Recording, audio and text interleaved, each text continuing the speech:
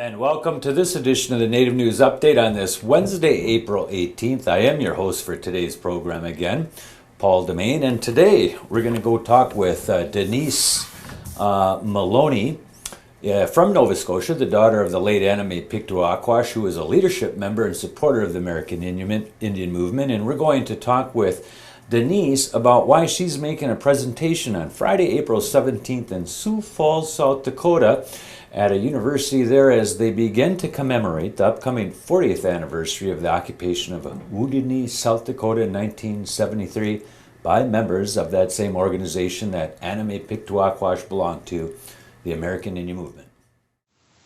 Denise Pictou Maloney, thank you for joining with me on this edition of the Native News Update. I'd like you to say hi to the internet world there and get right into the topic of today, and that is there's this conference on Wounded Knee 1973. The 40th anniversary is coming up next year, and you're making a presentation there on April 27th. Tell us why, but say hi to all your fans out there in cyberspace. Greetings from Mi'kma'ki. My intention is to attend a conference that is going to be held next week in Sioux Falls, commemorating the 40th anniversary of Wounded Knee. I've been invited to come and speak. I, of course, wasn't there during that time. I was in Canada with my dad, but my mom did participate and was part of the American Indian movement at that time. And I think it's important that people get to hear her side of her experiences and what happened as a result of her involvement in that standoff. She went there in full support of the American Indian movement after having joined them actively out of the Boston Indian Council. Why would she do that? Well, I think that coming out of the gates, they really their intentions, I think, when the organization was first founded, sounded like the things that she was interested in addressing socially and politically with a lot of our communities suffering injustices and human rights injustices. So she, had done a lot of traditional teaching and training herself with some people here in the North, and really got a sense from the way that she was raised that she knew her rights. She knew what she could expect from society, what we would not have to expect and accept. And when they came on the scene to the Boston Indian Council, it was a very tumultuous time. In the 70s, she had to deal with a lot of racism personally herself, a lot of inequity, being a woman, being Native. So when they showed up on the scene and they started talking about human rights and Native rights and resistance, it just seemed like a good fit for her. So she eagerly agreed and committed and went with them to Wounded Knee. They put a call out, and she answered that call to go fight for the rights of those who could not fight for themselves. The American Indian movement formed under Vernon Clyde Belcourt, Dennis Banks, Russell Means, out of Minneapolis initially, fighting violence against American Indians because of police brutality in the streets. Is it somewhat ironic that in the end last year, John Graham, a member of the American Indian movement, with all kinds of other leadership people and relatives of Russell Means and people under the command of Dennis Banks, was the person convicted for inflicting that damage on your mother and executing her? Well, and I think this is one of the main reasons I agreed to come and attend this conference is a lot of people know about the trials. Some people don't, but many people do who've been keeping up to date. But I don't think what they knew was the relationship that my mom had and the level of betrayal and abandonment that she suffered as a result of what she witnessed and what she experienced in Wounded Knee. And, people for years and for probably close to 20 years tried very hard to separate the two events. Her death, Wounded Knee, the Oglala shootout, they're all connected. All the same individuals are involved. My mom was witness to a lot of the corruption and a lot of activities that she personally, morally, and ethically would not have agreed with. The shooting of Ray Robinson, she would have had a big problem with that. The way that they treated women. I have emails and letters and phone calls and conversations I've had with women that were there during those days, and they talked about that. What did they talk about? They talked about rape, and they talked about sexual assault. Exactly. They talked about the way that they were treated as insignificant. And, my mom would have had big problems with that. And certainly was not what she signed up for when she agreed and committed herself to the movement.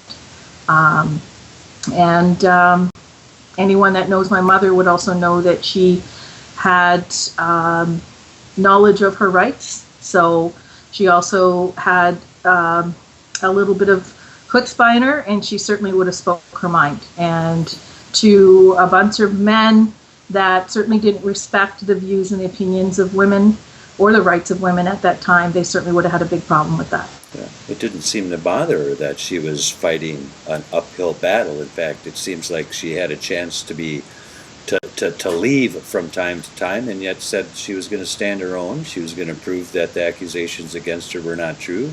And lots of people pointed out the fact that you see pictures of her working out in the field. She's not in the kitchen. She's not anywhere dainty. She's out there digging bunkers and carrying rifles.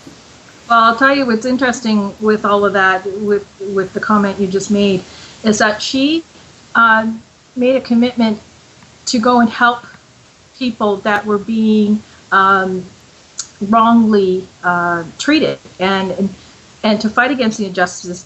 I can imagine that her urgency to stay there and to defend herself and to prove that these people were wrong in their accusations of her being an informant had a lot to do with the urgency that she would have felt, because all of that corruption was within her own movement. Here she had gone to South Dakota to fight against this type of behavior, and when she gets there, she's immersed in it and living it with these individuals. So I don't think people get the connect there, because not necessarily that the American Indian movement has had that kind of power nationally through our nations, but that premise of the brotherhood and oaths of silence and seeing injustices going on in our own backyards and not saying anything because, well, for several reasons, I would imagine, because people don't want to air their dirty laundry. They don't want to admit that there's problems. But how can you expect the American and the Canadian governments to take us seriously when we're talking about the poverty, the suicide, the rape, and the violence against women that we suffer in our own communities if we can't look after it in our own backyards? And the Canadian government defunded the Sisters program, and That's the correct. Republican legislators in Congress and Senate voted down on a refunding of the Violence Against Women Act. Is that a message at the top down, saying again that women's life are not that meaningful, not that important, or less than the brotherhood? There tends to be, in my opinion, a sort of ignorance that because the person's no longer living or because they're no longer present to speak and to defend themselves, that they are not valued and that their life was not valuable. We lived that with my mom for 28 years. She didn't have a voice. There was a lot of silence. There was a lot of lies and conspiracy put out there, intentionally designed to keep people and deceive the community. Some of it hearing right from truth. some of it right from the top. Dennis Banks and Russell Exactly. Means, diversionary tactics and finger pointing. They knew from the very beginning that my mother was being interrogated. They knew she had been kidnapped. They knew that they were there step to step along the way. And Leonard Peltier was involved in some of that. Of course, he put a gun in her mouth. So, people don't know the stories that I experienced, and they don't know the reality of what happened to my mom. Everything seems to be very neat and packaged up in a heroine martyr image that AIM created to promote her as their movement's martyr for the last several decades, until we came on the scene and told them to stop, because they certainly weren't doing anything in demanding or investigating her murder and in any way campaigning for her justice. They had never contacted us to say, hey, let's have a walk to demand justice for Annie Mae. Let's have a parade or a march, or let's do this. No, they never, not once. It was through efforts of yourself and Bob Branscombe and other family members that just would not accept what happened to my mom as a consequence of those days and those times. She was very valuable to us, and she meant a lot to us, and we miss her every day. We do need help in our communities. What happened to my mother, I can't say directly affects every other murdered and missing woman in this country, except for the commonality that it was the attitude, the marginalization, the value, the devaluization of my mother's life, that these people could treat her in a way that was, in my mind, unforgivable, and then have a community surround and protect those people because of their attitude, because they didn't think that she was important, because for whatever reason they thought that she was a nuisance. And we still see a lot of that. We still see a lot of violence that occurs in our communities at the hands of our own people. And you get a lot of people using, popular words of the day, lateral violence, and and yes, it's important to understand how we got here, but that doesn't give the solution in fixing it. And if we really want Canada or the US to take us seriously, we have to start making changes in our own communities ourselves, and not relying on Big Brother to do that for us, and waiting for them to decide when they are going to give us funding and when they're not going to give us funding. I mean, certainly it's a big blow, but I think that, I certainly would like to see people get on the ground and start their own information banks within our band offices, within our tribal offices, so that that's shared coast to coast and people aren't just left off to the side and forgotten.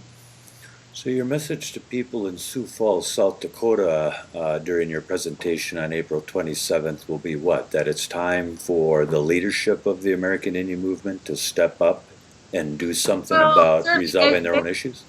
They have never addressed my mother's murder, other than to use her name as the movement's martyr early in the day. When we showed up on the scene publicly in about 1999, my mother's name was plastered everywhere. It was all over their AIM websites, all over Leonard Peltier's pages, the fallen martyr. Yet not once did any of them bother to contact our family. And it's not about asking permission to use her image, to use her quotes. It would have been nice to know that they were in somehow or some way attempting to honor her life, but they didn't. Yeah. And then now that we know what we know, with them knowing and having knowledge and involvement in her kidnapping, interrogation, and murder, certainly explains to me the reason why they were so silent. And to this day, they still remain silent. In the last 20 seconds we have here left, is there any hope for a family like Johnny Moore's family, the Penobscot from the East Coast, or Perry Ray Robinson, the black civil rights worker, because of what you've seen? Absolutely. Absolutely. I think that the door with my mother's murder was the can opener, as far as I'm concerned. Her trial, the process that we've gone through, the testimony that we've heard, the word has been said, the words have been spoken. You can't take them back. The truth is out there, and people can sidestep, they can have marches, they can kiss babies on the head, have birthday parties, celebrate everything that they want. It won't change the fact that they have the blood of one of their own on their hands. Thanks for joining with us. We'll talk to you again. Next time we're going to talk more about lobster and less about this historical stuff, okay? That sounds great. Thanks, Thank you. Denise. Bye-bye. Bye.